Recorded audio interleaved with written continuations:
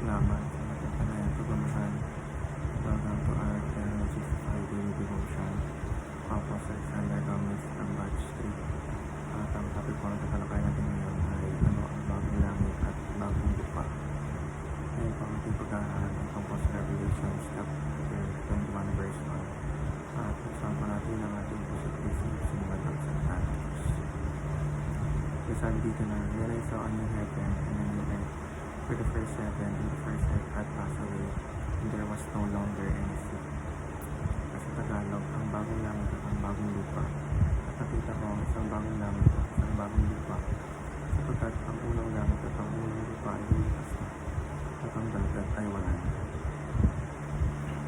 Teaching number 1, creation will be liberated, not obliterated. Ayon sa talata, ang lumang langit at lupa ay lilipas upang magkaroon ng bagong langit at bagong lupa. Hindi ito nangangulugang tuluyang sisirain ng Diyos ang isang likha, kundi ito ay kanyang pananayain mula sa kasalanan, kahirapan at kasamaan.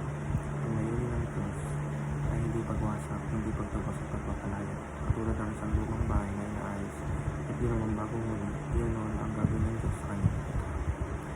Teaching number 2, creation will be renewed, not replaced.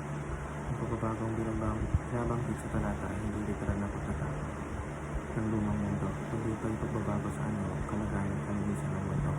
Sa ilalim ng pamumuno ng Kristo, ang bagong langit at bagong lupa ay ang parehong nilikha noon. Ngunit ngayon ay napabalan at napuno ng katuluyan. Teaching number 3, creation is now in the process of renewal. Sa pamamagitan ng Jesus, nagsimula na ang bagong lito ng kasaysayan. Ang panahon ng pagbabagong espiritual at moral, pagkaman hindi pa natin gabasa nakikita ang ganap na bagong langit at lupa. Unti-unti nang ginagawa ng Diyos ang kanyang gawain na pagbabago sa puso, lipunan at kalikasan. Application number 1, believe that God is our restorer, not destroyer. Sa halip ng matakot sa wakas ng mundo bilang isang paghunaw, dapat tayo magtiwala na ang Diyos ay nalagay na balik sa ating kalwalhatian ng lahat ng bagay. Siya ang nagbibigay pag-asa, hindi takot. Sa panahon ng pagsubok, ito ang dapat ating panghawakan ay kinabukasan inihahanda ang Diyos. Application number 2, take care of God's creation, it is not in vain.